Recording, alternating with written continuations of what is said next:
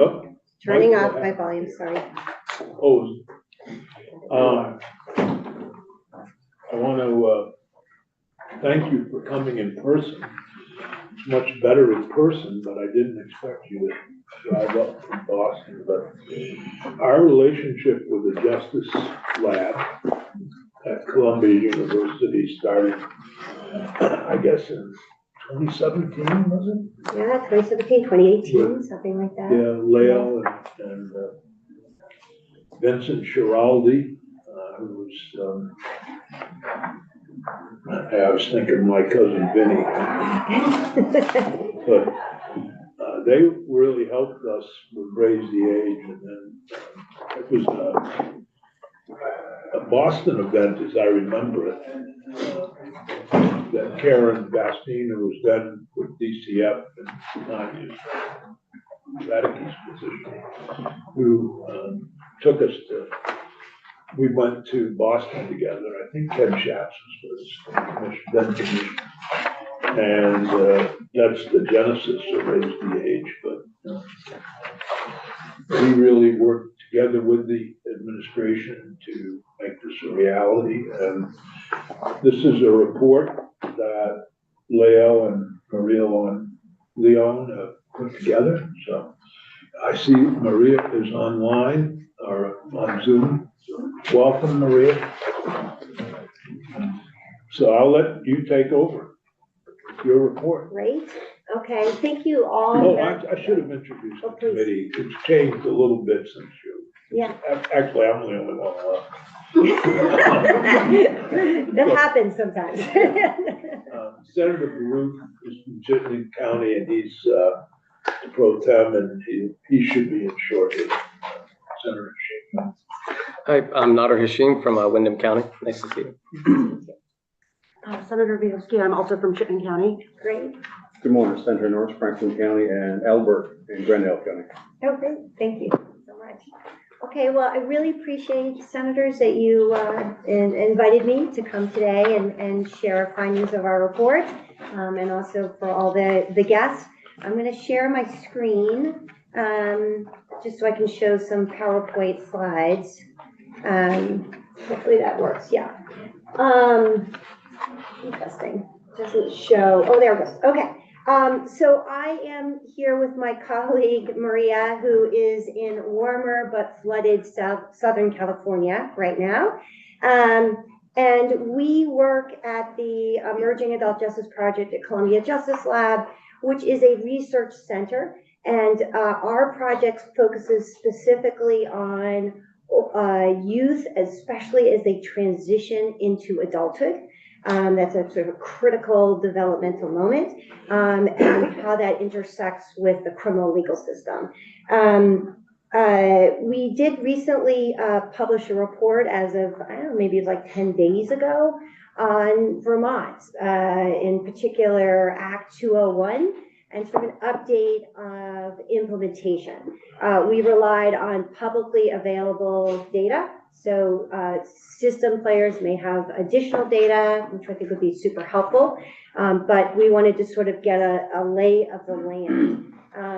As you probably all know, Act 201, Raise the Age, gradually raises the upper age of your family court jurisdiction from the 18th birthday to the 20th birthday. In research, we call this right-sizing the system, trying to find the sweet spot for your youth justice system to address youth and youth development in ways that are effective and fair and developmentally appropriate.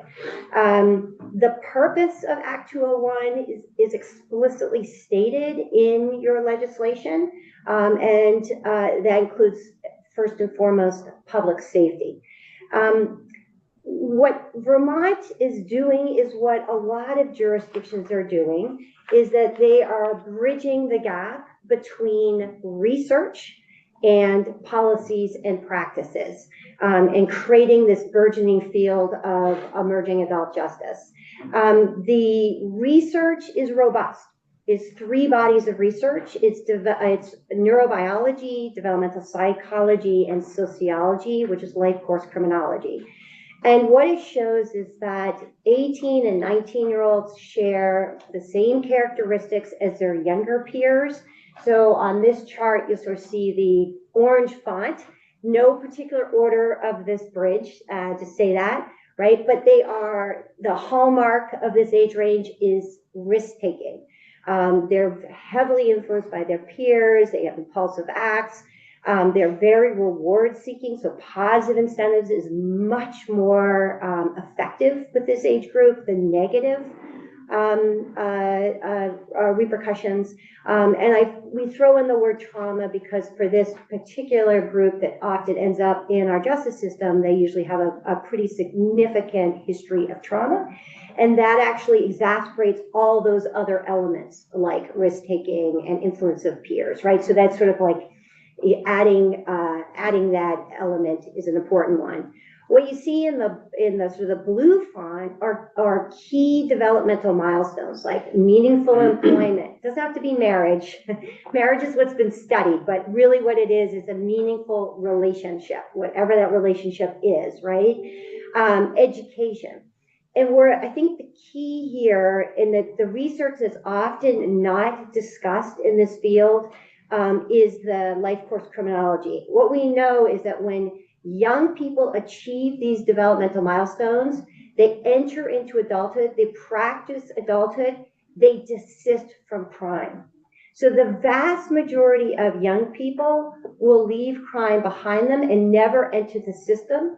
The question is, how do we get through and navigate through this stage to get them to that point, right?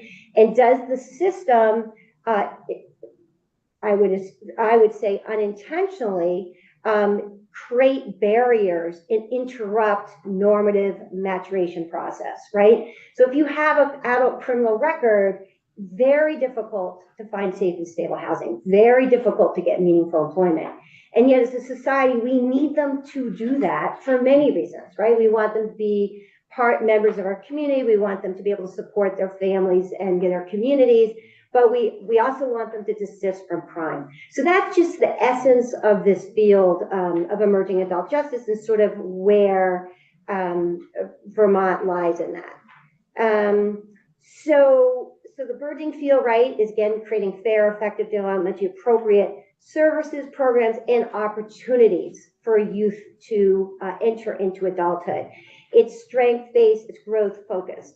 It is all about public safety. And so sometimes people say, is this sort of coddling or, is this second, third, fourth chance, right? This is selfishly, in many ways, this is about all of us, right? How do we keep our community safe? That is what the whole goal of this work is. And that is, in fact, what Vermont is moved towards with Act 201. So just full disclosure, as Senator Sears mentioned, the Columbia Justice Lab was actively involved in the work in Vermont. We did not drive the work. We did not lead the work. That really was done by the Department for Children and Families.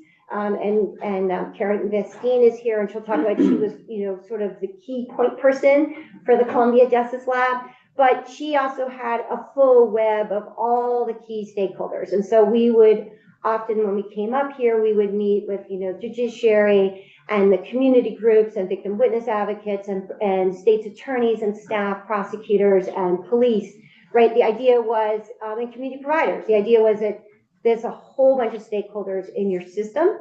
And we wanted to try to help Vermont plan for the expansion of your juvenile justice system, right? You can't just necessarily just add in a whole crew of new young people and expect that that's not going to have an impact. So the question was how to plan, how to invest, how to get there so that it could be a really smooth and successful transition. There was a written plan which was submitted to the legislature on November 1st. I think we got teased about how long it was, but it had a lot of very concrete recommendations. And I'll just throw one of them out there. One of the big ones was diversion. To the degree that you can sort out cases that need to be in the official justice system through the family court with DCF involvement, with cases that can be appropriately resolved outside the system, that's what you want to invest in, so that you save your resources for the cases that cannot be diverted. And I just say, from an outsider's perspective, Vermont has an incredibly robust diversion programming across the entire state on the youth side of the fence for your justice system. And I think one of those great concrete recommendations was at the time in 2019, and I suspect it would be the same now, is to continue to invest heavily on that diversion, because that really will save the system and be able to focus on the kids and the young people that need a lot more. So those were the types of recommendations, and the recommendations have been shared with all the stakeholders. I was really, really impressed by the buy-in, the investment, the commitment of all the Vermont shareholders as DCF and their partners put that plan together. So we wanted to know what's happened since, right? What's happened? You have now implemented phase 1. 18-year-olds have entered the jurisdiction of the family court.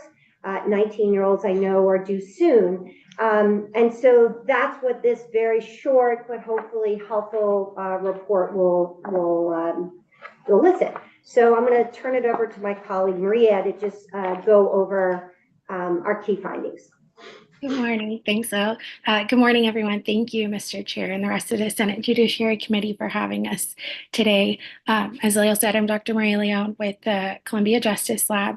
And so we're going to go and review that data that you have seen in the report since phase 1 was implemented. So ideally, we would have as many data points of contact across the system as possible, as well as the demographic markers like age, gender, race, and ethnicity. But we were only able to find publicly available data for 3 points of contact, and that's case filings that you see right here, probation, and custody. So as we go through the data, I'll also make mention of any particular notes about the specific numbers. And also, as we go through, feel free to ask questions if you need clarification on anything. So on this first slide, you'll see that the total number of delinquency cases in the family division, and you'll see that those have declined.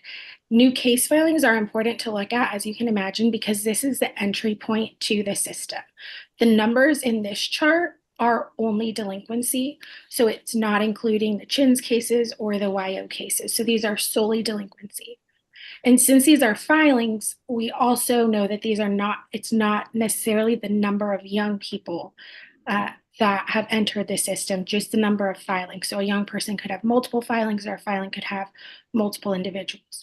And what we expected was to see a bump in 2020 when phase 1 was implemented and 18-year-olds were added into the system. However, we actually see a decrease. And the number of cases remains relatively stable since 2020, since fiscal year 2020. And even with the marginal increase from fiscal year 22 to fiscal year 23, the total number of delinquency case filings is down from fiscal year 19, the year before Raise Age went into effect. And so from this data, unfortunately, we're not able to tell you the outcomes or dispositions of the cases or how many of each caseload is 18-year-olds, but we are able to see that even with the addition and inclusion of 18-year-olds, we're not seeing that overwhelming and dramatic increase that we anticipated.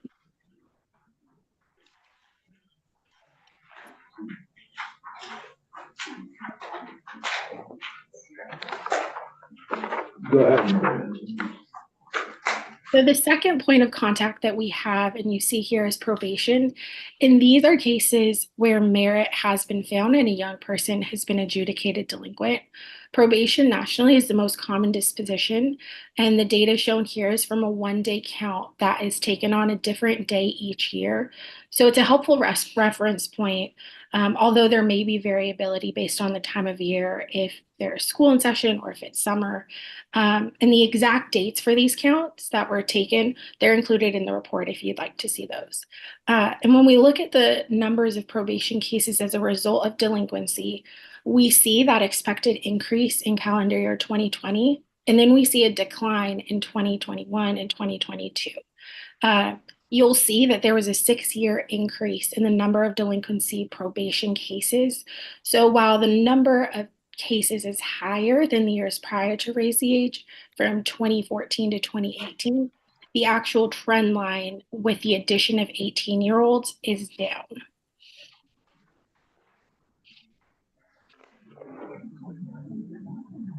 And as we go deeper into the system, that higher end system of care, we're looking at the data for custody cases. And here you see the number of youth ordered to custody pre-disposition. And we see that in fiscal year 2020 and 2021. We see the number of young people ordered to custody pre-disposition was 14 for both of those years. And then what we see a dramatic decrease in fiscal year 22, where only 6 young people were ordered to custody pre-disposition. Again, we're not able to tell you how many of these cases are 18-year-olds, and we're also not able to tell you the disposition of these cases, but we do have the larger custody numbers. And when we're looking at the post-disposition data for delinquency cases, once merit has been found, we see an 85% decline from 2009 to 2022 that continues even after Raise the Age is implemented. These are the deep end cases with young people who have the highest needs, so that's the high-end system of care that we're talking about.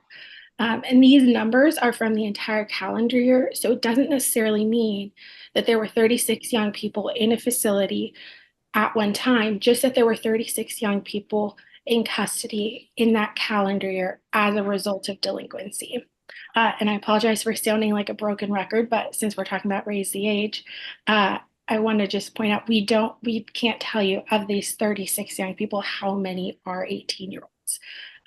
We're not able to find the publicly available data on length of stay, which is the time that a young person is in custody, or the type of placement that they are in.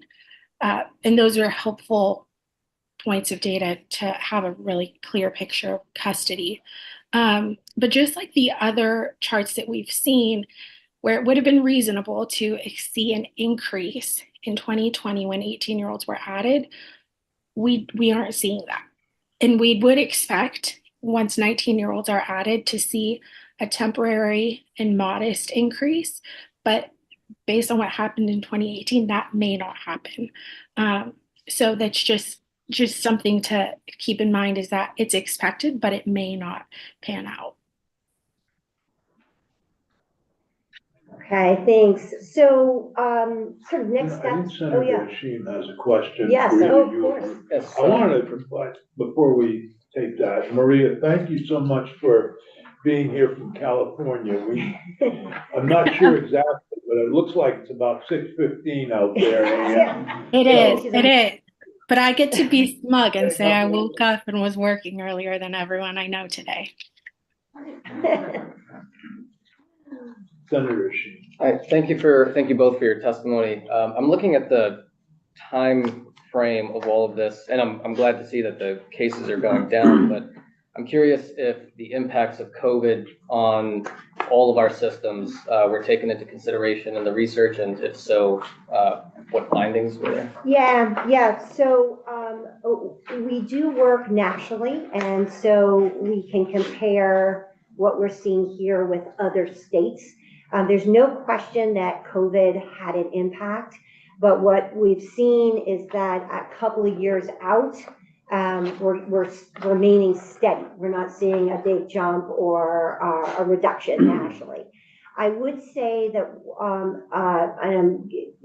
folks in Vermont should speak to this, but every state I've talked to, the length of an open case has been extended. Courts were disrupted. A lot of hearings had to be delayed. So the number of open cases in some states have grown.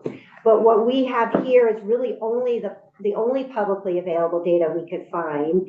But it's important because new filings means that's the front end.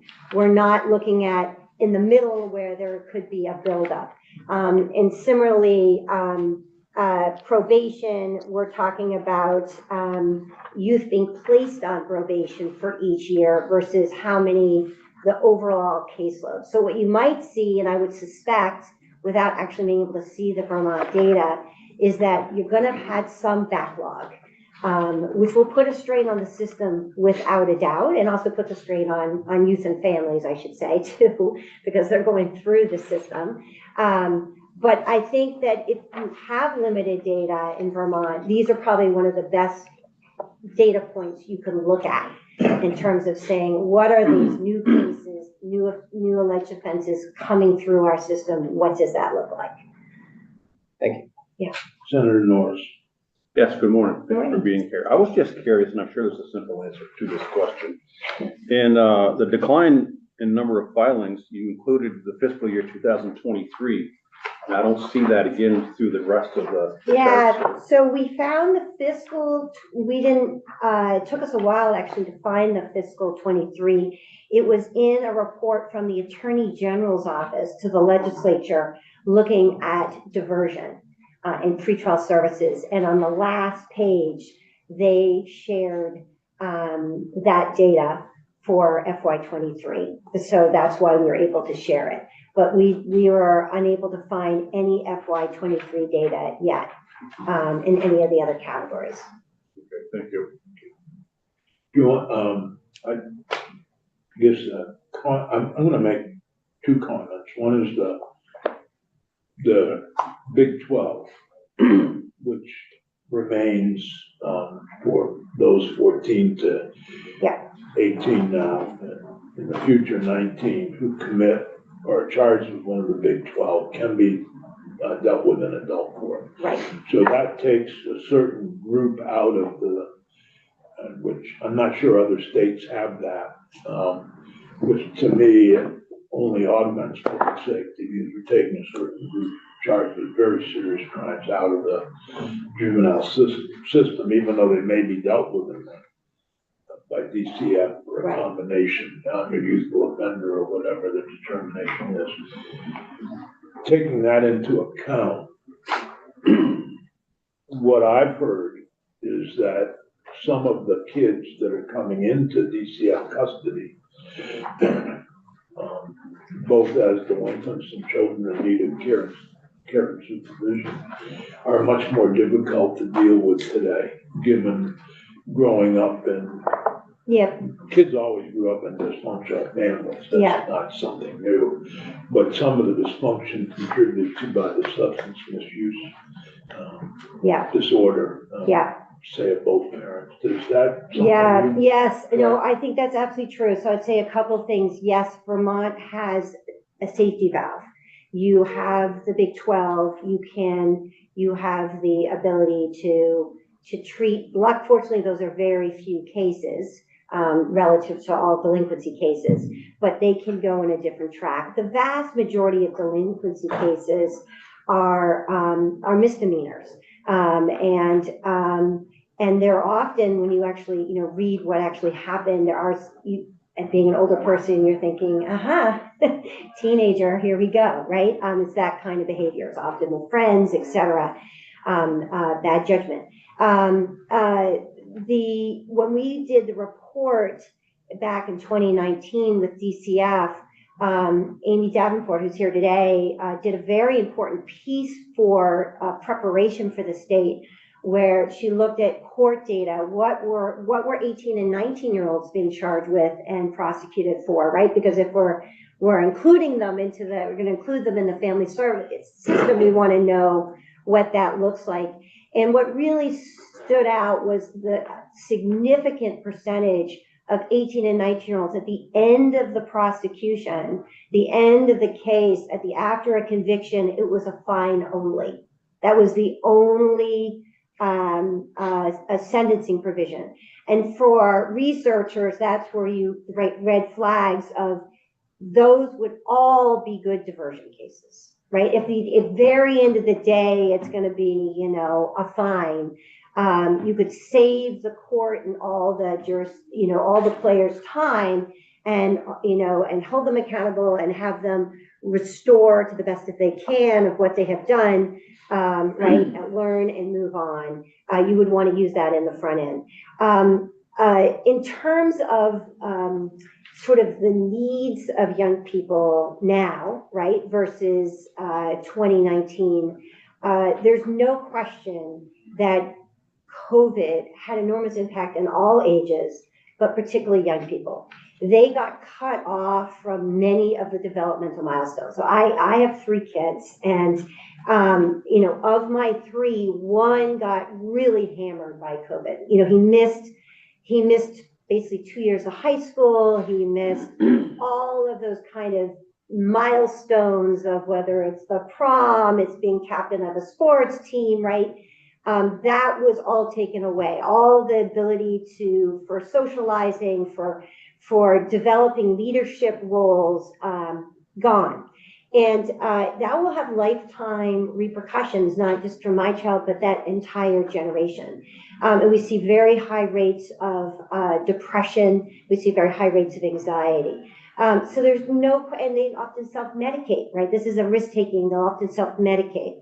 So I want to, yeah, so I'll just finish really quickly because I want to get your question. But also as your system shrinks, and if you look about it in, you know, in sort of a 10-year period, the system shrinks. What you have probably been doing is getting rid of a lot of the cases that you probably didn't need to have, you know, that slipped in. And now you're left with the cases where you might really need to be more interactive and put more support. And so we are seeing that nationally. You know, we hear that a lot in juvenile corrections. You know, I have less young people, but higher needs. The ones that I have are higher needs. Exactly. But on the other hand, in Vermont, you have the opportunity to provide the support that they need in a developmental way. So for example, substance use disorder, the most effective substance use disorder treatment is pediatric care, right? Pediatric care goes till 21, says American Academy of Pediatrics. But if you're 18, 19, and you're on the adult side, you are being referred to the adult treatment, which has a much less likely chance of having positive outcomes. So by having you on the juvenile side, where DCF has the expertise of adolescent development, thinking about, yeah, it might be 16, 17, 18, but honestly, they're really relying on their family, emotionally, practically, financially. What is going on? What is the context? How is school going? What about employment? You're asking all these questions, and you're driving young people to resources in the community that will lead to public safety.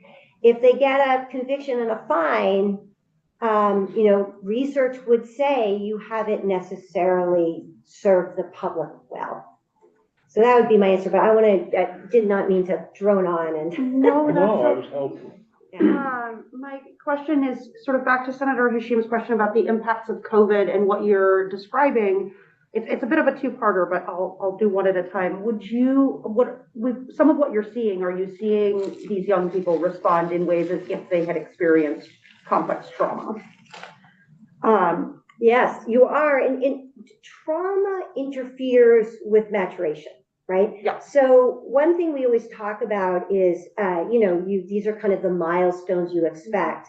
But I think, I'm looking because I'm the commissioner and a deputy commissioner here, but looking at their population of young people who've been through a lot of trauma, whether it's through child welfare, coming in because they're abused or neglected and traumatic experiences, trauma will delay the maturation. That does not mean that those young people won't become adults, that they won't make it to healthy adulthood, but we have to expect it will take longer, and we have to expect that they will need more support and guidance. But that needs to be developmentally appropriate support and guidance.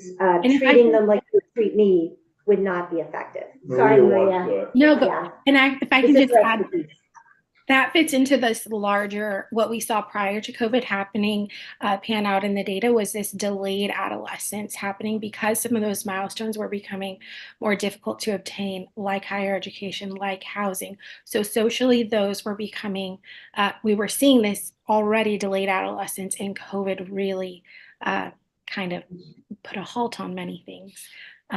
as far as development went. Absolutely. And that sort of answered part of my next question, which was around delayed maturation. And, we know the data over the last 10 or 15 years has really showed that sort of higher level decision making in the sort of like spur of the moment spaces is much later than we anticipated, around 25 or 26 even. Do we expect that to push out even further given the global impact of COVID? We're not talking about one traumatized family, Yeah. we're talking about a whole traumatized cohort of kids. Yeah, I think we might be. So you're exactly right. There's, one of the things I hear a lot is, if you say that brain maturation doesn't finish to mid-20s, are you saying that, kids are, Yes. either not intelligent or can't make decisions or whatever? No, cold cognition fully develops before 18. So that's why, that's why they do better on a math test than I do. That's why actually young people can vote. They can think through, right? What, this is my values. This is how I vote. So cold cognition is fully formed quite young. Hot cognition, which is making decisions in emotionally charged settings, is for everybody with, even with no trauma, is delayed and is not fully developed to the mid-20s. And so if you are also experiencing trauma via COVID, via trauma, you think about, young people who, witnessed a lot of violence or a lot of violence in the family, etc. Again, they'll get there. It will just take longer. And we see that play out in terms of how long, I don't want to ask this question, but, how old are people when families are still paying their cell phones, still helping out with housing, right? Those numbers have skyrocketed upwards where you have almost, huge percentage of American population are still relying financially and practically on a parent into their 30s versus the early part of the 1900s. People were sometimes married, had their own independent living, had a job where they could support themselves. And people say, well, my grandfather or my father, that is absolutely true, but we have really evolved, and part of it is society and part of it is, other aspects. But we now have a research that we didn't have before. And I think that's what I see as exciting is jurisdictions, whether it's Vermont or whether I'm doing a big project in Nebraska, for example, where they're really trying to apply this research to the work of the criminal legal system. And this is the age group, right, that does the worst of any age group in the criminal legal system, right? They have the highest recidivism rates in the adult system. They're overrepresented in incarceration. They have very high rates of death coming out of incarceration for drug overdose, really shockingly high. And they have by far the highest racial disparities of any age group. So really by having them in a sort of individualized rehabilitative side of the fence, this youth side with all their youthful characteristics, right, is a tremendous opportunity to set them on a path and to make it safer for everyone else in Vermont. Could you emphasize those results again? Because I think Yes. in general, many people think that a short period of incarceration is helpful for these young people. And what you're saying is that the impacts are not, the results are not helpful to public safety or the kid. Right. Yeah. When a child a young person is put in, the adult correctional system, most of them have trauma. They will be traumatized by that experience. So that will exacerbate their earlier trauma. It's no question it will set them back on their developmental trajectory. And in some ways, it's hard to get that back again. When we had the big debate about whether you criminalize youth under 18, and we had a lot of studies that showed that if a 16 or a 17-year-old, one night in detention, just one night in detention, reduces their chance of graduating high school to like a bare minimum. It really sets them on a path. Now, we have, there are cases where we incarcerate people, we don't know what else to do. But those numbers are tiny, right? The vast majority of these kids, if given an opportunity to do so, are not going to enter your system again. And that's a win-win for everybody. So I just can't emphasize that enough. And you want to reserve your resources for those cases you absolutely are going to need those resources for. And you want to be strategic in your resources. And I think for Vermont, being strategic is using the youth side of the fence, using those resources that are going to get kids in education, that are going to get kids employed, that are going to get kids to desist from this One behavior. of the things that's happened in Vermont Yeah. that has taken longer than anyone anticipated is the establishment of a short-term, long-term secure facility for the worst kids who are misbehaving. It was a function of Woodside, which for a number of reasons, the right choice was to close it, but the replacement of it has not been anything but smooth, and our new commissioner of DCF, Mr. Winters, said it's not his fault. I mean, he came into this position. But we still don't have one, and it is trying the system. And Plan B was the Sununu Center in New Hampshire, which turned out to be no Plan B. So there is really no place for those difficult to place kids. There was one kid charged with murder who was actually sent home because there was no place to put that kid. And I think that's something that can't be overstated in all this research as we're trying to look at how we deal with it. We're a system without a top program. And when we were working on this with Karen and Commissioner Schatz and DCF and all the key players, Woodside was open, but there was already very much understanding there were some concerns about Woodside. And I would say, again, I want Vermont to apply the research to your practice and policies, which is that a Woodside is a very outdated model and a harmful approach, these sort of large institutions for young people. What states are moving towards are small home-like facilities where you might have multiple. In Vermont, it might be one in the north, one in the south, so that they're closer to families. It might be that you're dividing up ages. It might be dividing up genders. Gives you that flexibility to figure that out. Maria and I have undertaken, again, only looking at what publicly available data there is, to think about what would sort of a secure system of care, of treatment be. And the Vermont needs, I don't see anything that's more than 10 beds across the state at any given time. And my concern would be that Vermont would build something bigger, and unfortunately, as we know, if you build them, they will come, they will be filled. But I don't, I'm really here today to talk about raising age, but I just want to throw out my thoughts on it.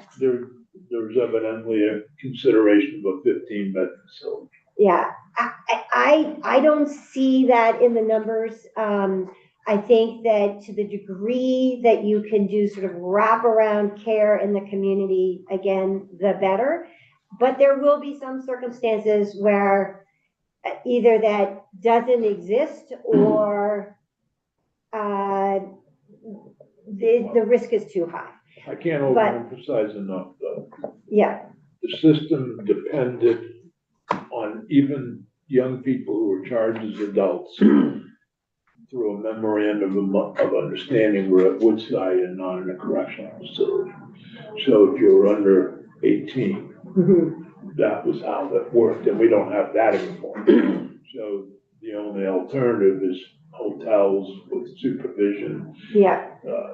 There's 4 beds at Rutland Jail, which can be used, but then that has to be separated by sight and sound, and it's quite expensive, and corrections, not really interested in that group, so. I mean, there are tremendous problems without having that. Right, right, Anyway, yeah. I digressed a little bit. Senator No, Bowden. yeah, they're interrelated. I just would say that, you know, again, for raise the age, you're talking about, because there's a carve out for the Big 12, right? The vast majority of these are very much your classic adolescent, which doesn't mean there shouldn't be, you know, repercussions in response, but it's not going to lead to a hardware secure lock facility. I've got 4 other people to, Yeah. or 3 others, so I want to get, if we can do final questions. Yeah. So the data around desistance, does that hinge at all on severity of the crime, or when youth No. are treated in the youth system, regardless of crime severity, they tend to desist? Yeah, does not, if their evidence does not show that if it's you know, a violent versus non-violent, that the effectiveness of your response varies. And in fact, I'll just say that there's a report which I can share that colleagues wrote on emerging adults, and sort of the issue around violence, is that it is such a malleable time. Young people are changing so rapidly. They often describe this kind of like toddlerhood, where within days, weeks, months, right, they can be in a very different place. That there is no way to predict. You know, I think we like to feel like, well, if you've committed allegedly committed a violent offense, we could predict something in the future.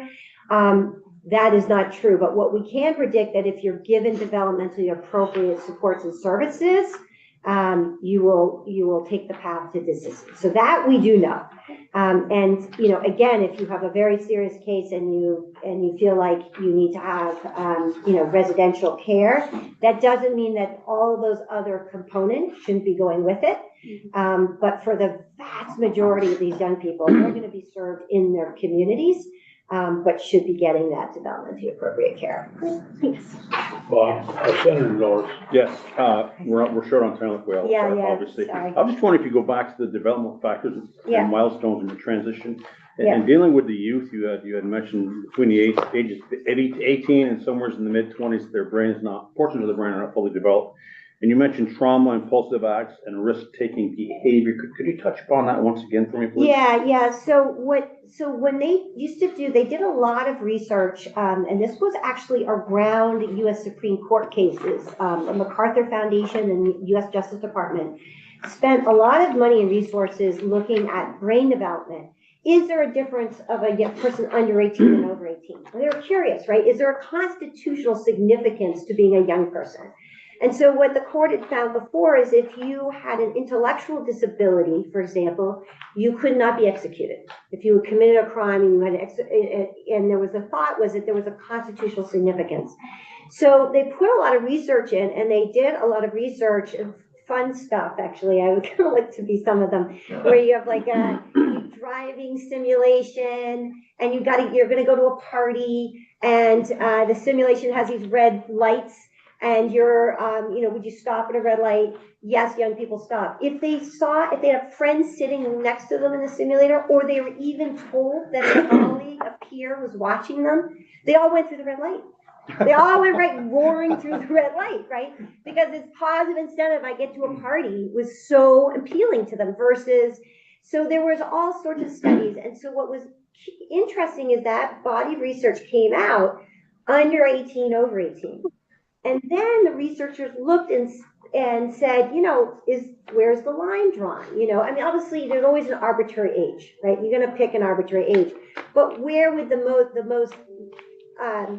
best arbitrary age to pick based on the research? And lo and behold, 21 makes much more sense than 18. That 18, 19, and 20-year-olds did as badly on those tests, zipping through those red lights, as their younger peers.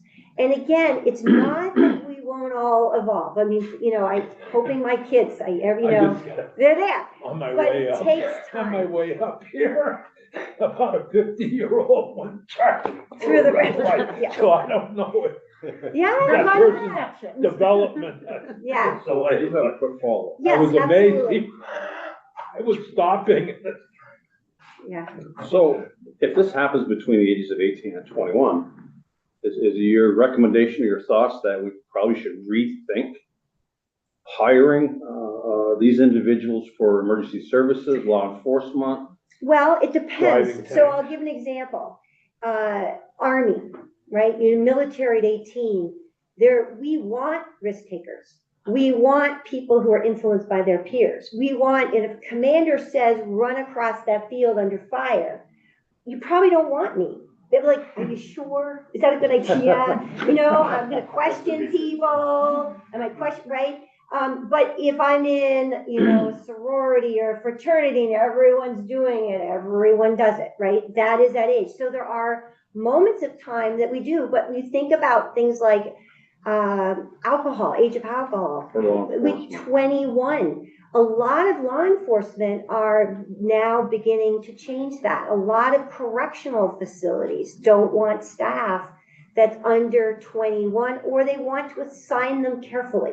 That's the other thing is, you know, there's lots of different types of jobs and tasks. You know, what would make the most sense?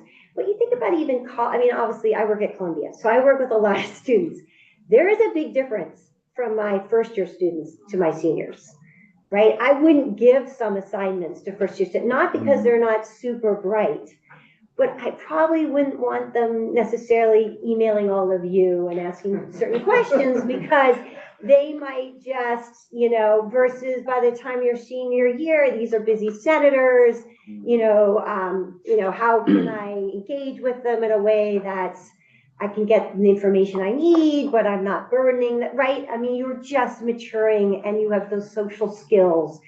I'll just say one other thing is that there's a tendency to say, well, why not just incarcerate young people and wait till they grow up and then let them out? And there's a great New Yorker cartoon where parents are like, young man, go to your room and don't come out till you're 25. Yeah. And as a parent, you know, have I been tempted? Yes. But to reach adulthood, research says you have to have the experience and opportunities. And so that's why if you're in solitary confinement for 3 years during your period of time when you're maturing and growing and developing, you will be stunted.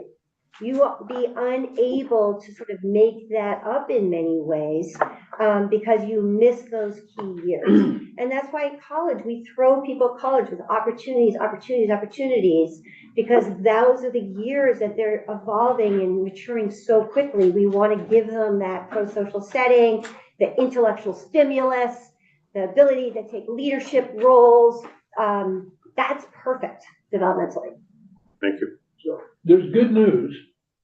Yeah. And you're bringing good news. So It is good news.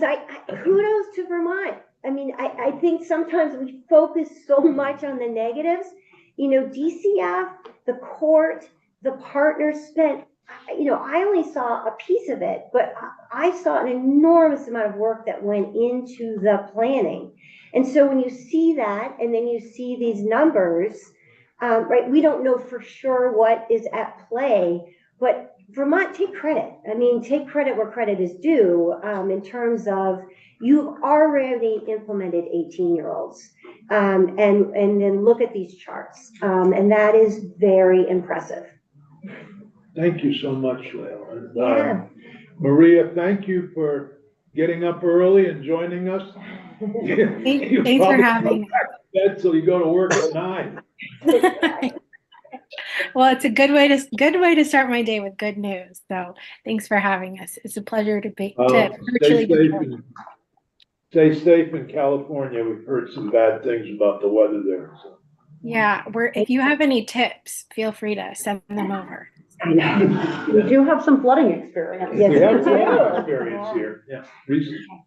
Karen Vastine, who is the chair of the Children and Family Council for Prevention Programs, which is used to be a different organization, but it's just same organization, just changed the name. Yes. To meet federal guidelines. Yes.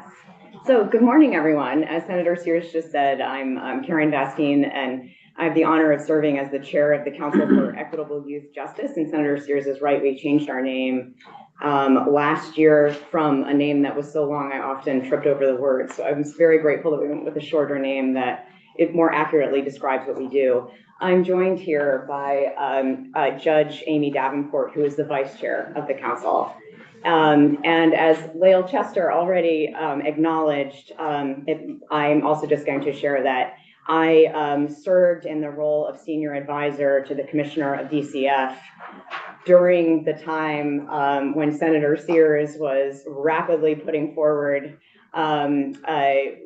reform legislation of the juvenile justice system. And so I actually have it with me because I'm that nerdy, but I co-authored the report with Lael and her colleagues from the Justice Lab on recommendations for implementation of Act 201. And that really came about through intensive stakeholder involvement from the juvenile justice system players. So I sent something in writing, but I'm just going to go over a few points here. So the Council for Equitable Youth Justice is the state advisory group for juvenile justice and delinquency prevention as required by the Federal Juvenile Justice Reform Act of 2018. For more than two decades, this group has been watching and advocating for juvenile court jurisdiction reform and ensuring that the system is developmentally appropriate. So the council would like to respond to several policy recommendations that both the administration and the legislature have put forward regarding juvenile justice system and specifically juvenile court jurisdiction. So the council supports the Department for Children and Families' vision for a right-sized, developmentally appropriate residential system for care of youth. However, we cannot support their request that the expansion of juvenile jurisdiction to include 19-year-olds be indefinitely postponed until the high-end system of care is functional. In addition, we request full funding for BARGE and other services critical to the Raise the Age initiative. So to give you some background, we wish to acknowledge DCF's concerted effort to ensure safe options are available to youth who require high-end care. We are encouraged by the developments outlined in their December report on the high-end system of care and the ongoing commitment to both further development and increased stakeholder engagement there. And I've been honored to be a part of those conversations myself. We appreciate and thank DCF for including some data regarding emerging adults in this report. And we are aware that the workforce challenge at DCF is not insignificant, and Act 201 implementation did not result in meaningful increases in staffing levels. The closing of Woodside without a secure residential system for youth has further exacerbated the challenges that DCF has faced over the past 3 years, as has been discussed today. And the result has been that 19-year-olds who should have been treated as delinquents under the original provisions of Act 201 are still treated as criminals in the criminal division. The state of Vermont has taken bold steps to acknowledge that emerging adults, specifically 18 and 19-year-olds, are adolescents from a brain development perspective, and therefore not that different from their 16 and 17-year-old counterparts. They are best served by the rehabilitative and developmentally appropriate juvenile justice system rather than the adult criminal justice system. And it's nice to follow Lael because she laid out that rationale so beautifully. And all of this is supported by US Supreme Court decisions. So Vermont's workforce, education system, and businesses do not benefit when youth who would otherwise outgrow impulsive behavior are prevented from fully engaging in employment or education opportunities because of a criminal record. Supporting positive youth development makes the state of Vermont safer and healthier. So we're aware and are concerned about the data challenges that are experienced both within DCF and the other juvenile justice system stakeholders. These challenges result in none of these entities having enough information to paint a complete picture of what is happening in the system with respect to case and crime rates. Based on what we are able to see from available data, the inclusion of 18-year-olds does not appear to be the cause of increased filings in the Families Division delinquency docket or of the numbers of youth on DCF probation. Moreover, some have inferred that Raise the Age initiative is responsible for or somehow connected to recent increases in crime rates without citing any data to support this contention. In FY23, 700 delinquency prevention petitions were filed, which is nearly identical to those filed in FY19, 2 years before the Family Division jurisdiction was expanded to include 18-year-olds. Further, in FY19, there were 504 youthful offender petitions. This is compared to 314 in FY23. To turn back the clock on hard-won system reforms without having a clear and irrefutable rationale to do so. Let me say that again. To turn back the clock. This is like the most important sentence of my whole thing. And then I messed it up. Okay, so here we go. Let's not worry about it. Let's start over. We're going to start over. Thank you. So to turn back the clock on the hard-won system reforms without having a clear and irrefutable rationale to do so makes no sense to us. So our policy and budget Well done. Thank you. Thank you. I should have rehearsed that. So our policy and budget recommendations are that first, the state budget provide additional resources to support adequate staffing levels at DCF and funding of barge programs. If you would provide us with more detail on that, be helpful. Okay. We oppose indefinitely postponing the inclusion of 19-year-olds in the juvenile justice system. We propose instead their inclusion either go forward this July as is set out in law, or that if it is to be postponed, do that for 1 year only with the requirement that DCF and its juvenile justice stakeholders submit quarterly reports to the Juvenile Justice Oversight Commission on their progress towards this goal. In the report that I nerdily brought with me, we laid out a roadmap for what needed to happen by year to support the system's inclusion of 18 and 19-year-olds. This includes benchmarks for both pre-charge and post-charge diversion. And as Lael said, and as our colleague Vinnie Schiraldi would often say, the key to successful implementation of Raise the Age is to cull the herd. We want to make sure that the right youth are receiving the high-end services of DCF and that those youth who are at low risk to recommit are not put into that system. So in closing, thank you for considering our recommendations, and we would welcome the opportunity to discuss anything further. Thank you, Karen. It's nice to see you again. It's nice to see you And too. Judge Davenport, always welcome here. Senator Mahowski.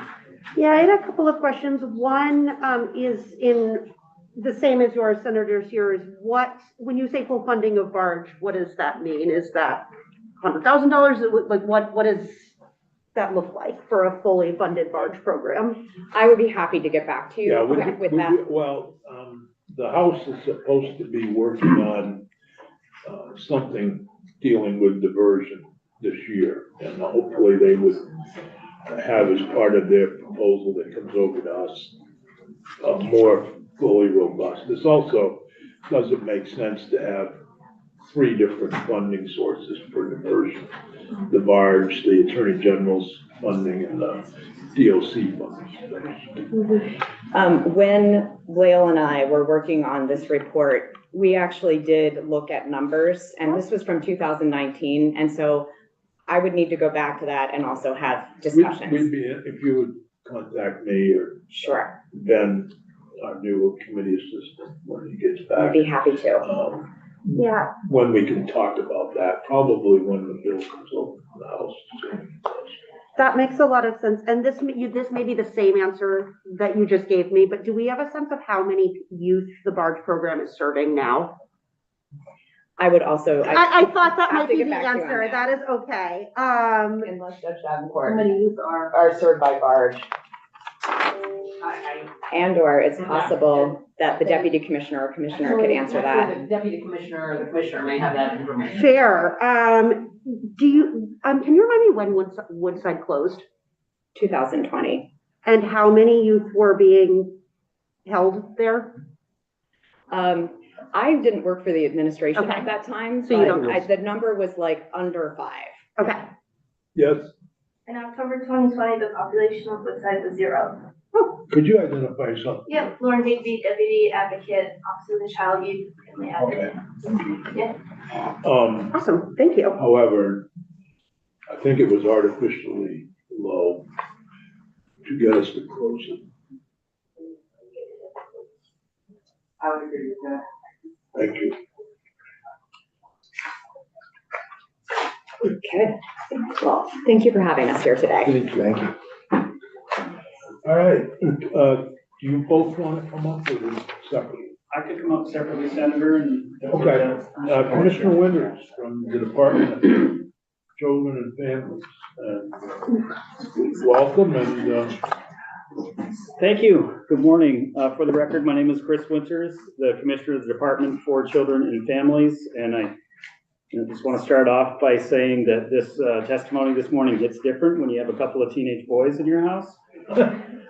The risky behavior and the not quite fully developed brain.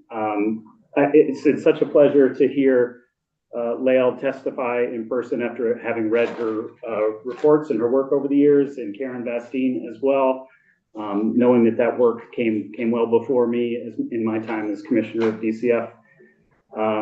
And the hard work and the collaboration and the stakeholders that were involved. It's an example of a really, I think, great process that led to a good outcome. Lael was a key partner in our exploration of Raise the Age legislation, and we absolutely respect that work. But I would say, folks have talked about the limitations in the data, and that's certainly true. This is not just about the numbers for Raise the Age. It's about some other nuance in our system and the impact that it has on our staff and our capacity and our workload, which is already under a great deal of strain. And you've all touched on that in different ways in the testimony that came before me. So as outlined in our report that we filed, we're not currently in a position to provide the level of support to youth that we're currently serving. In other ways, across the entire system. So to add more strain to the system, even if the numbers are not high, is really an additional drain on our already limited staff capacity. to be specific, we're talking about the 19-year-olds now. That's right. Yeah. That's right. And I do want to emphasize again that this is about the impact of all the jurisdictional changes and not just the impact of Raise the Age, and that we do support the Raise the Age initiative. We believe in the science. We believe in evidence-driven policy, and the very compelling testimony that you've heard this morning. In that regard, we expanded the youthful offender status to youth ages 18 to 21 in 2018 as a demonstration of that support. And I say we, this preceded me, as a demonstration of our support to providing young adults with that chance to limit collateral consequences and to have a rehabilitative response to that, that's guided by risk level and is catered to the individual. We've made the legislative changes to afford those off-ramps to youth, but that's an option and not a requirement. I think, as we know, the state's attorney can and does overcome the presumption of diversion despite the recommendations being made at times. But that said, we want to be able to achieve final implementation of Raise the Age when we're in a position to do it well. I think that's what's key. And that's why in our report, we recommend against it at this time until certain conditions in our overall system change. There are several conditions that are outlined. And so when it comes to that staff capacity. You got questions from Senator Baru? Yep. I apologize for interrupting you. I hear what you're saying. I believe you're sincere about supporting the science and wanting to finally implement. But this is, I believe, the third year when we've been asked. This would be the third year, yes. When we've been asked to delay it. And a cynic might say that saying each year that you support the policy, but you want a delay, and then asking for another year delay and another year delay totals up to not supporting the policy change. Do you see a difference next year that you would be able to come in and say we're ready? In other words, is this year different from last year or different from the year? I can speak to my experience in the last year and what I know about previous years, in saying that we are highly focused on workforce, on retention and recruitment, and Deputy Commissioner Radke can speak to some of the vacancies. It was touched on earlier, some of the delays in the high-end system of care in a high-end facility, a secure facility. We have just completed construction on a temporary secure facility in Middlesex, and that'll be ready for a provider and occupancy within the next couple of months. So there's some progress there. We're in the process of an RFP for a permanent secure facility that we think is somewhere around 2 years out. A design, build, lease model that will allow us to move much more quickly. And we chose that model on purpose to try to get that high-end facility up and running. We are putting together an adjunct team of staff to handle the high-end staffings that we currently have our family services workers doing. That's putting a lot of the strain on the system. I just completed a tour of all 12 district offices and just heard those themes over and over again, that those high-end staffings are putting such a strain on our staff. It's leading to burnout. It's leading to increased turnover, increased churn. We have a number of vacancies that Deputy Commissioner Radke can talk about. A lot of new people coming in, and it takes time to train an FSW and get them up to speed and able to do the work that we're talking about here. So I do think we are making progress on the workforce front and highly focused on it, making progress on the high-end system of care and in other pieces of that system of care in smaller residential settings that would lead us to be more optimistic next year than perhaps we have been in previous years with respect to the strain on the system and being able to handle additional capacity. I'm just thinking that strain on the system and the difficulty of putting together the secure facility, let's say, that has stretched out now, for 4 years. I could easily see the same testimony next year that we're not quite there and we need another year. So I will just end with that. I think last year we had a discussion, if my memory is correct, where we said we were willing to do it for 1 more year, but not beyond that. And it does feel as though we're not necessarily being constrained by the system and its shortfalls, but by a policy decision made administration-wide, I would say. Senator Sheen and then Senator Bowles. Thank you. It's good to see you. So my general understanding is just about every agency is understaffed and overworked. We hear that everywhere. And so the alternative would be, having the 19-year-olds go through DOC and the criminal docket, right? Is that correct? I'll defer to the Deputy Commissioner or our Director of Adolescent Services, Tyler Allen, to speak with more authority on that than I can. Yeah, so I got you. So, the point that I'm trying to make is that, I get and I believe you that, you've got staffing issues, you've got a variety of challenges, and as does everyone, and so does DOC. And so I don't see how it would be better to pass this on to another agency that is also understaffed and underworked, that the cost could be higher. That's actually one of the questions I want to get to is, if this change isn't made, if raise the age is delayed, what's the cost difference? How much? I know there's other factors. We're talking about desistance and recidivism, but what about cost? How much does it cost to have a 19-year-old go through DOC rather than DCF? And I don't know if you have that information available, but I guess that's just a general question for folks to think about. Yeah, really interesting question, is something that we should be looking at.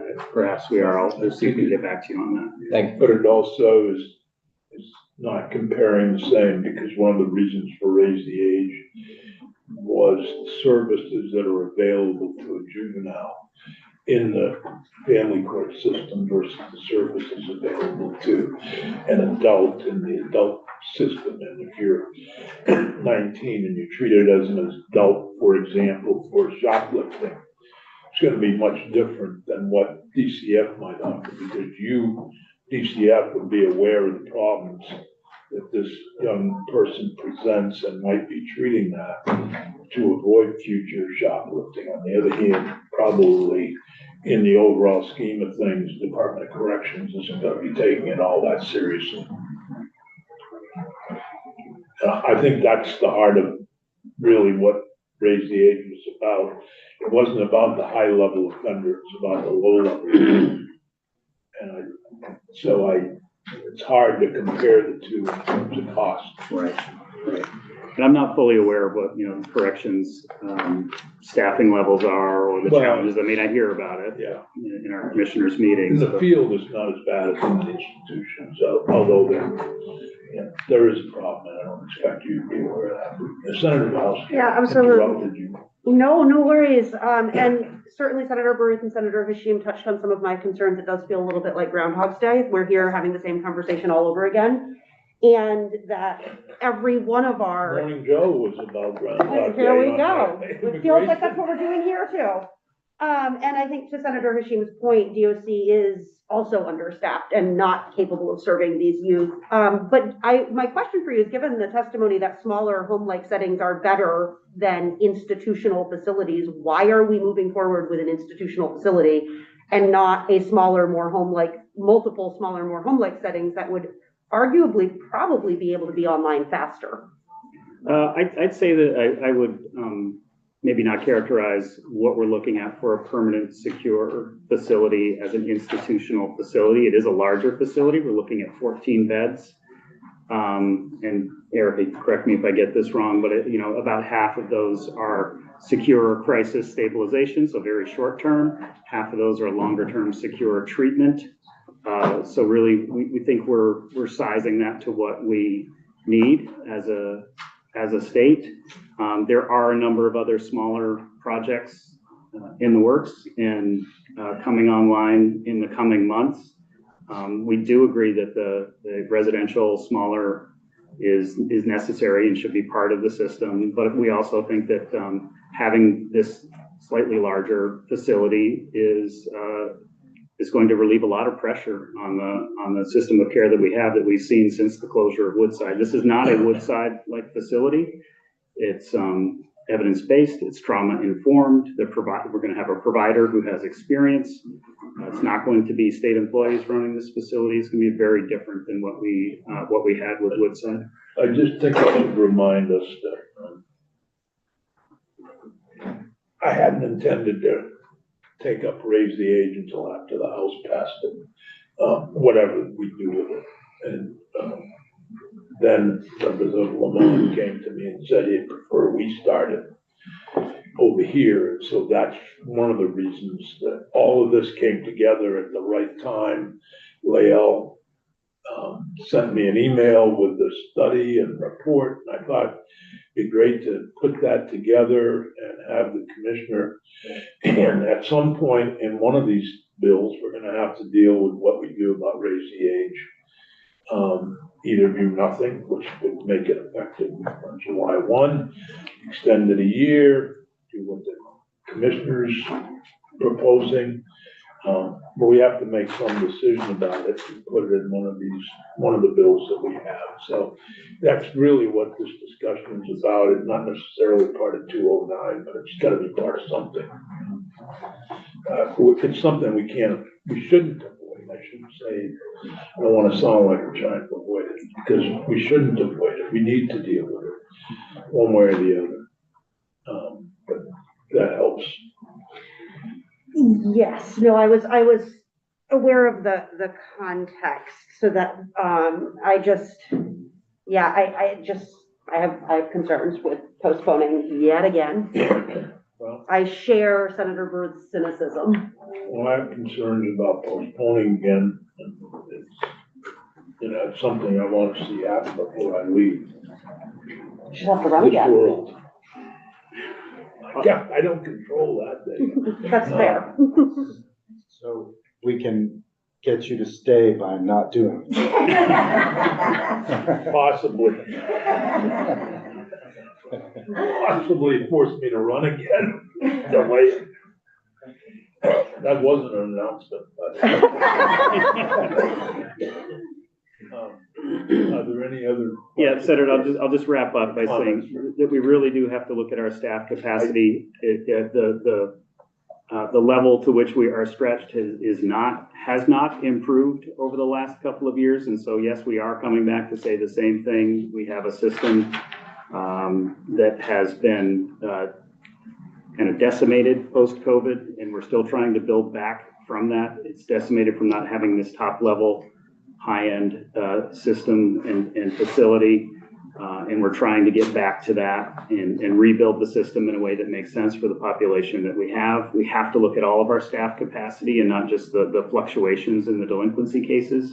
Our juvenile justice staff are also trained as social workers, so we like to have that specialization, but they do have to work across the lines there. And when there's a need on the child protective services side, they have to fill those gaps. So right now we have a lot of staff turnover, and it's absolutely impacting our caseloads and our workloads. And so we can't in good conscience recommend adding more. Another question for me, and maybe Tyler or Deputy Commissioner can answer it, or you. By default, some people will end up as youthful offenders because we don't have the 19-year-olds. Are you seeing that at all, where you have an increase of 19-year-olds in youthful offender status? And maybe none of you may want to come back at some point to that. I would defer to Tyler now. Tyler, you're raising your hand. Yes, Like I you would have love. the answer. I would love to address that. I can find some more concrete numbers around it, but I can speak to the general. There's been a huge increase in youthful offenders since 2018. There was an initial bump, and that went down over time, but it's kind of stabilized. I think it's 300 some odd cases. I do think that to some degree, some of the 19-year-olds that we serve under that dual jurisdictional youthful offender approach are the same sort of youth who might come in under the Raise the Age initiative in 19. So that's one of the variables that equalizes a little bit. There's a couple other points of context to some of the other questions the committee had, which I think are excellent questions that I'd like to share my perspective on as well. I think we weren't able. I want to really appreciate Senator Sears, your point about not doing an apples to apples comparison with DOC staff versus DCF staff. And I think the framing, the context from DCF's position from a values position is that we don't view the approach that we take with any of the individuals, our approach as a carceral approach. It's not about punishment, it's about treatment. And I think, not to say that DOC doesn't have non-carceral options, but we don't rely on those options. And so when we are involved with these cases, we view moving towards the incentives, moving towards case management approaches, additional, there's a lot more hand-holding, a lot more family involvement, because we treat a delinquency case in much the same way we would treat a CHINS case or another child welfare involved case. We're working with the family more holistically. And so there is a different approach and a different investment of resources. And that gets also then to the case capacity. I think some of the framing comes across when it feels like we're being protective of our workforce, which I should be clear, I am protective of that workforce.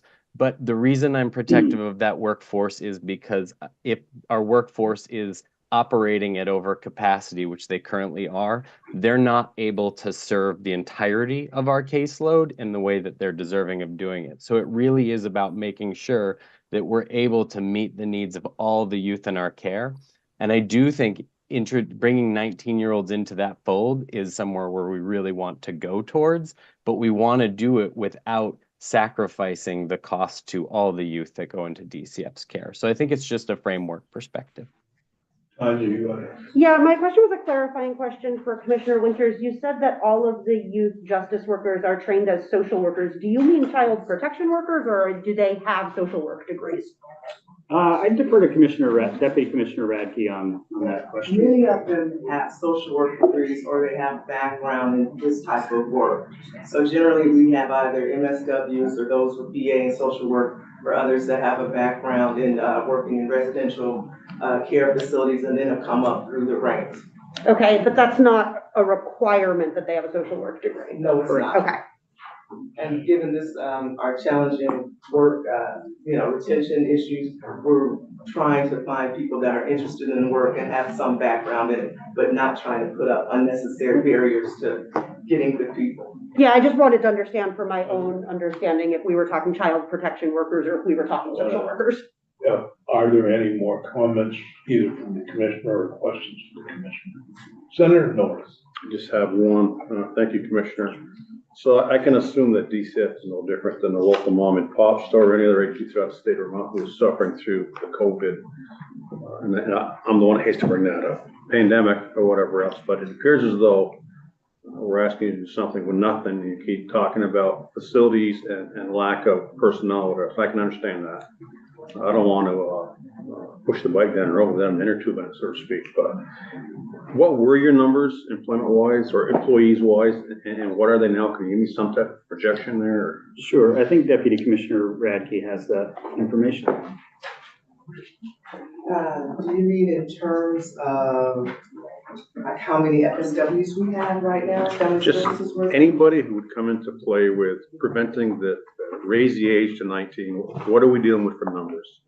Right now, gotta check my numbers. If I could speak, Deputy Commissioner, I do have the report. I do have those numbers in front of me, if you'd like. So I'll speak the way I best can. Theoretically, any family services worker could be serving a justice-involved youth, which would include a 19-year-old under raise the age. Currently, we have the number of FTEs that we should be working with is at 122. We have 24 vacancies. Of that 122, we fold in some work with half-time positions doing case aid work and stuff like that to build it up. But generally speaking, we're operating at about 85 of the 122 is our working capacity right now. And so our caseloads, when we're talking about our kind of actual caseloads, what your average family services worker is over 16, or just under 16 across the state. When you're looking at justice-involved youth in those places where you have a worker who's specialized in serving justice population, there are times where that number gets much, much higher. You see them having a caseload of 20 or 30. And so that's the concern. If we can't get the workforce to be specialized to do that, or the generalized workforce is already over, I think our ideal number is about 12 cases per worker. We're well over that right now in terms of capacity. Thank you. So it's obvious you do have a problem then, correct? I don't want to shut off the debate, but I want to get to the next witness too. So go ahead with the final question. Yeah, my final question is around funding and budgeting for the next year. So my understanding is the budget request is not equivalent to inflation and therefore is ultimately a budget cut. So I'm a little confused as to how you anticipate standing up new programs while the DCF is looking at an ultimate budget cut. You mean the 3% overall, kind of in general? Yeah, that's the budget we have to work with. It's level funding as much as we can with a very slight increase. And it means not a lot of new initiatives.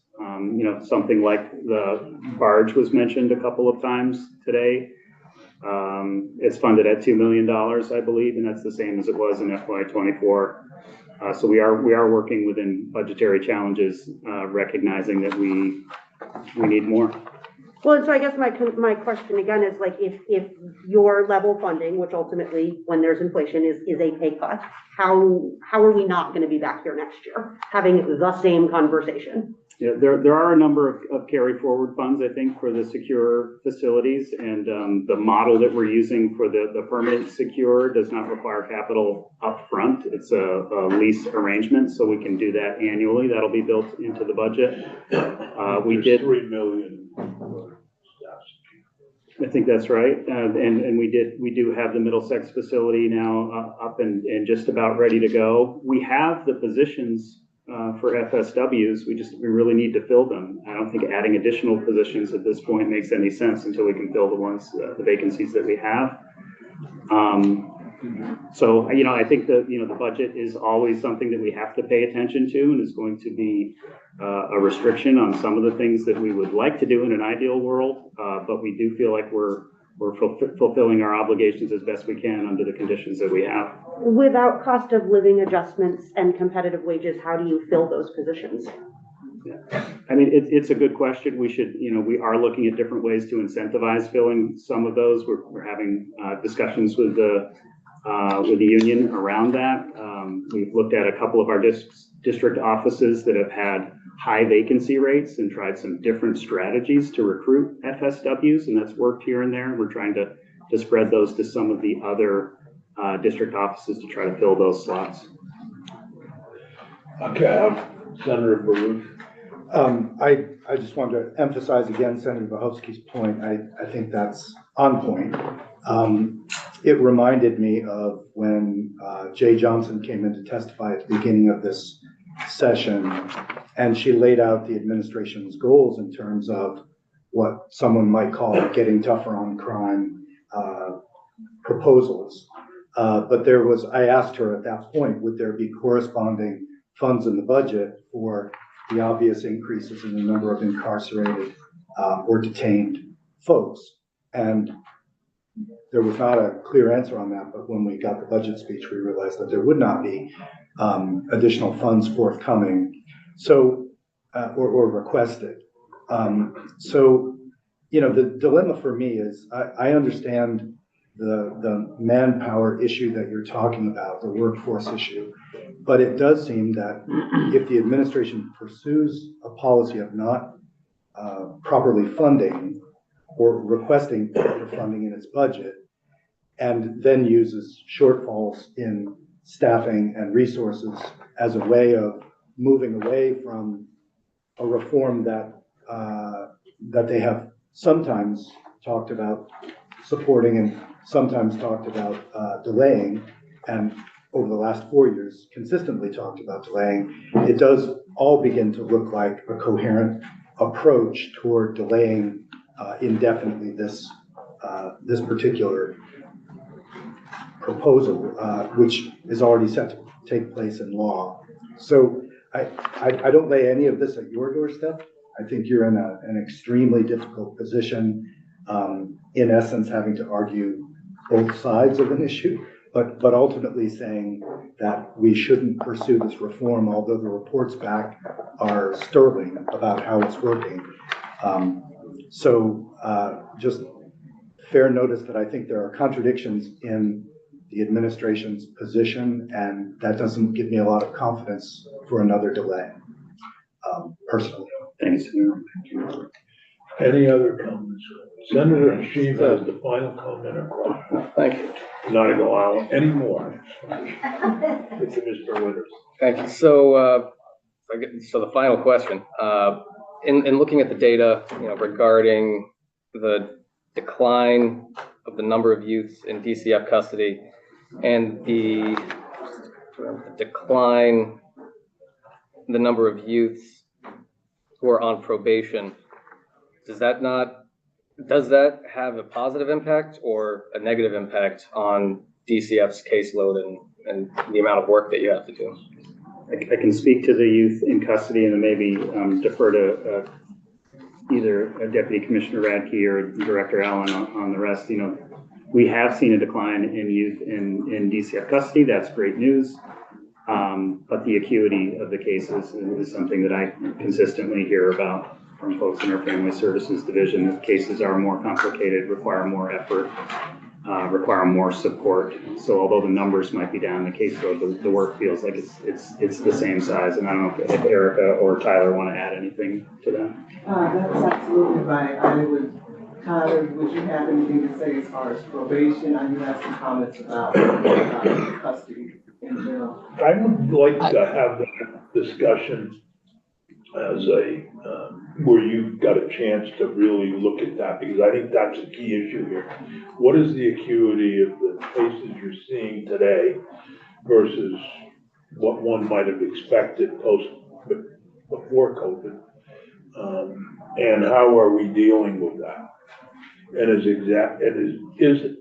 exasperated by the fact that we have fewer and fewer options for those kids in terms of both placement and I know there's discussion about a new facility in Bennington to deal with psychiatric kids. There's an issue, I think the retreat is being asked to, I would really like that to be a topic.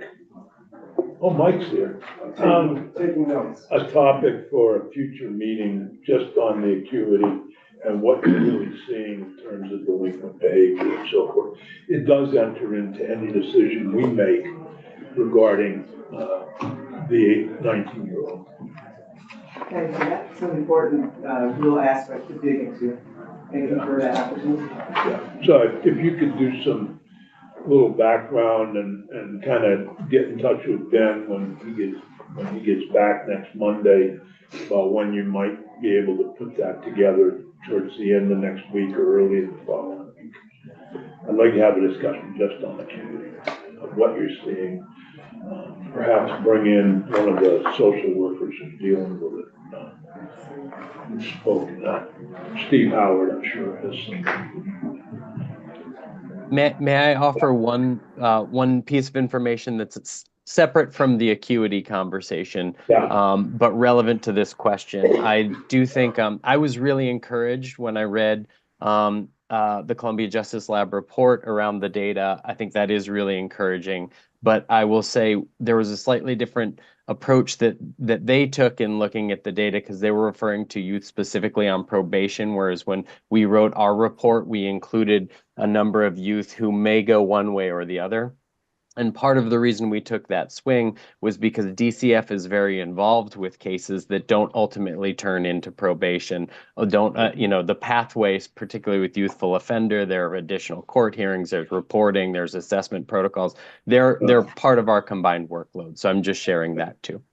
The Justice Lab was stuck with available data, so they didn't, I think any help you could give them in a an updated report would be helpful. I appreciate that, Senator. I would actually see it also the other way around. I think the Justice Lab could be a tremendous resource to us if they're willing to do so. Oh, I suppose. Anyway. Thank you. Thank you, Commissioner. And by the way, I think you made the right choice to move there. Has a choice been made? I read that in 7 days. We are just Is that not, to be clear, 7 days not accurate? We are pursuing the secure facility in other communities, but yes, we are still holding our 7 days. Options open for new variants. And Teresa Wood, of course, was quoted in that article, so I assumed that was Thank you, Senator. Real. We should disclose that Tim Ash is the domestic partner of Colorado.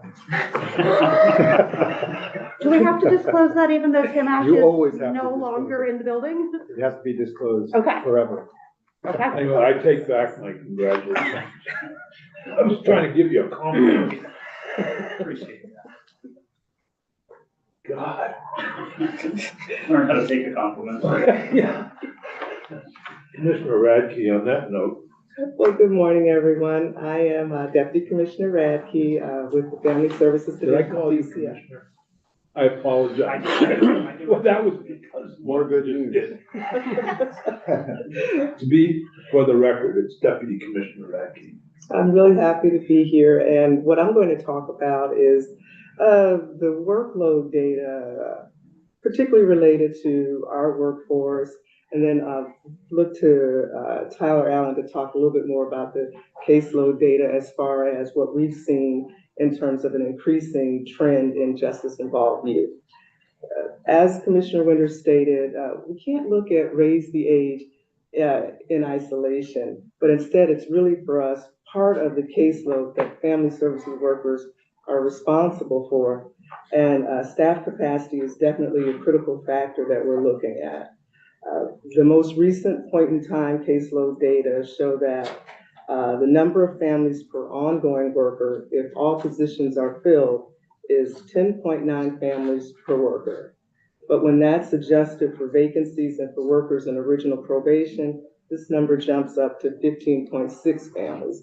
And why that's important is if you are the vacancies or if you're a new worker still on probation, you can't handle a full caseload. So therefore, we're really talking about 15.6 families for those that are actually really able to get on the ground and do the work.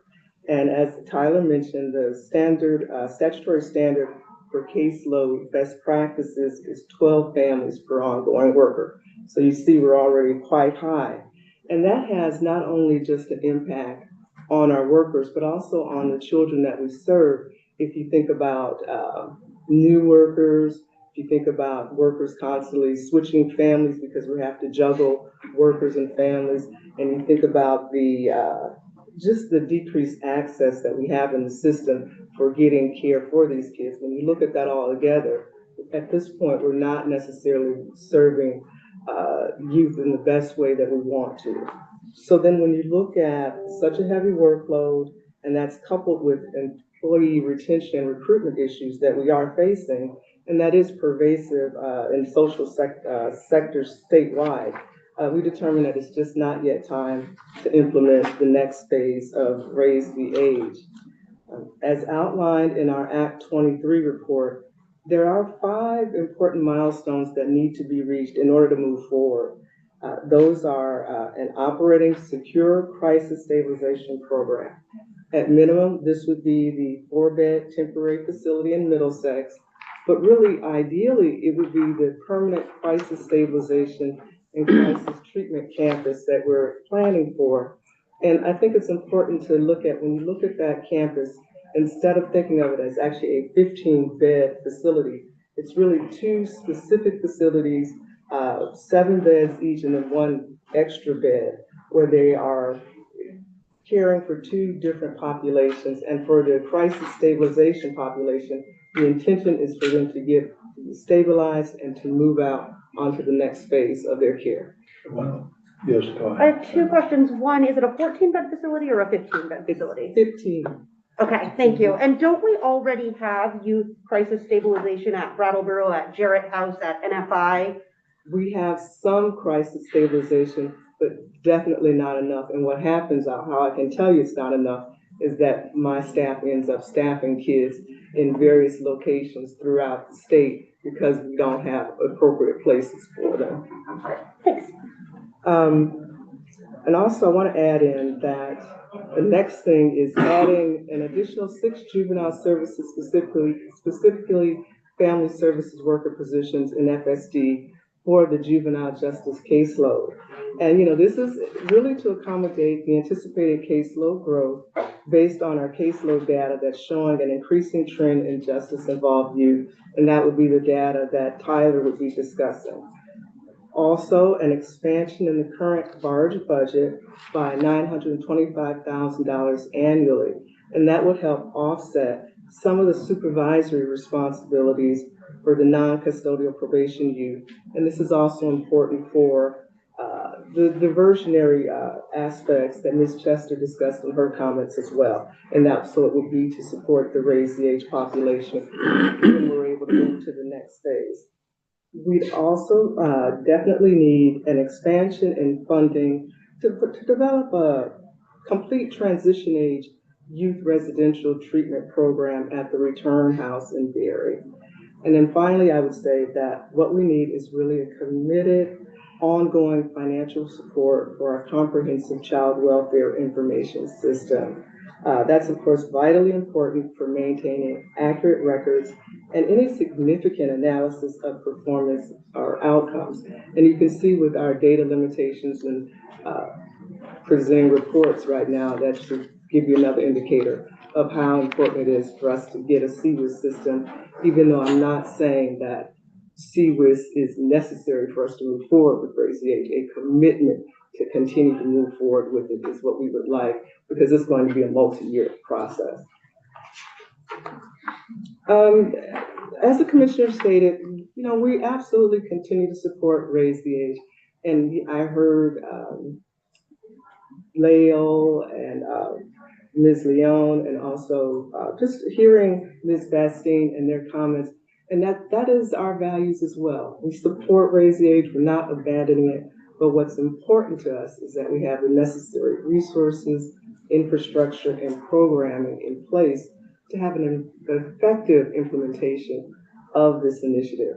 And I want to say that while we're working toward this goal, we absolutely are continuing to develop a system of care that's holistic, trauma responsive, developmentally appropriate, and culturally sensitive, because that's what the children in DCF custody need and deserve. And we also want the infrastructure for our workforce, because that's what they need in order to do the best work that they can. Mr. Chair? If I might? Yes, I appreciate that, and especially the detailing of the 5 things that you think would be necessary. So I think the discussion to this point reflects differences over whether we think in the next year we will hit those 5 points. So that would be my first question to you, is what do you think is the likelihood that those 5 things will become actual fact on the ground between now and next year? I think some of them, talking about Middlesex, is definitely up and running soon, I should say. That is one of those things. We're moving forward with our RFP on CWIS. I do know that Barge has been looking for funding. I know they won't have all the funding that we've requested at this point, but I do believe they'll be able to have some increases in what they're doing. We also are working with Return House and trying to expand that contract. So I do think that there's a lot of progress that can be made. I don't think that all of those things can be finished, but I think that there'll be some progress, so that it is not, because I hear you all saying, you're back again, why should we listen to you now when you're saying the same tune? I think the thing is, we're making more progress now than we've ever made before. Fair enough. If I understood you correctly, you were saying there were 5 conditions, but you don't think we will meet all 5 by next year. True, definitely not serious, but we never said that was a real condition. And yeah, there's some, juvenile, there's 6 positions. We've got open positions, but there's always hiring challenges. Yeah. So I can't say 100% all of them will be met. Yeah. But I can say we're trying our best and we're making progress. And I don't think anybody questions the effort. I do question the administration's high level approach to this. I do think that there's a desire, and I'll speak solely for myself. I think there's a desire to halt the process of Raise the Age. Jay Johnson was very clear about that. And I don't think that there's in the next year going to be a rush situation where you will come in and say, we absolutely are ready now. I think the unwillingness will continue. The question for us is, do we believe that there's enough resources available to have the 19-year-olds be successfully entered in, even if there's an unwillingness at the high level of administration? Well, just to organize this, on my own mind organized, and knowing Ben is out, when we do come back to talk about the acuity of cases, I'd also like to know what specifically you see as the needs in order to serve the 19-year-old, and keeping in mind my earlier comments, we're already dealing with many of those 19-year-olds as youthful offenders rather than as juveniles.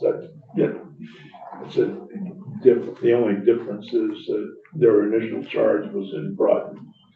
It wasn't direct filed in the youthful offender was brought in the adult court. I'm not sure how many of those there are. Sometimes we see very small numbers. If we were looking at how many people were charged with breaking into an occupied dwelling, which is a big 12 offense, and I think over a 5-year period, there were like 17, which isn't a huge number. So sometimes we have laws that aren't used. Tanya? Yeah, certainly, I agree with what I hear from Senator Baruth, and I certainly come from a space of doing the same thing over and over and over again and expecting a different result is a little bit silly. But I also think there's a certain point we have to draw a line in the sand and say, we're doing it, figure it out, or we're just gonna keep utilizing this mechanism of postponement. And again, this is not directed at you specifically. My question for you is around workforce and how many people are coming through in a given year through the Title IV-E program to the department? I will have to get you the specific numbers, but I believe it's roughly 3 or 4, perhaps 5. And I do want to say that while I've been here, Title IV-E program is excellent. You get an opportunity to get your master's and then come back and work for us, and you have a committed time you need to work. But given COVID and the acuity of our work, for people have told me that have been with the division a long time, we've had people actually, after they're working with, say, this is not what I expected, this is much harder, after they've gotten their 4E degree, and then decide to move on. And of course, then there's a financial penalty that they owe us money. But so the program is great, but we have, because of our workforce challenges, we haven't been able to fully get the benefit of it. And we also have not been able to take on as many people as we would like with the program. I heard in years past it was much larger than what it is. I want to thank everybody for being here this morning for this discussion. I want to thank particularly Lael for making the trip up from Boston, and Maria for making the trip via Zoom at an early hour in California. And thank Karen and Judge Davenport for being here. I'm going to take a break until 11. And we're going to come back to this. You and the commissioner are going to work with me and Ben and figure out when. And we can hear from Marshall on this at that time. This is raise the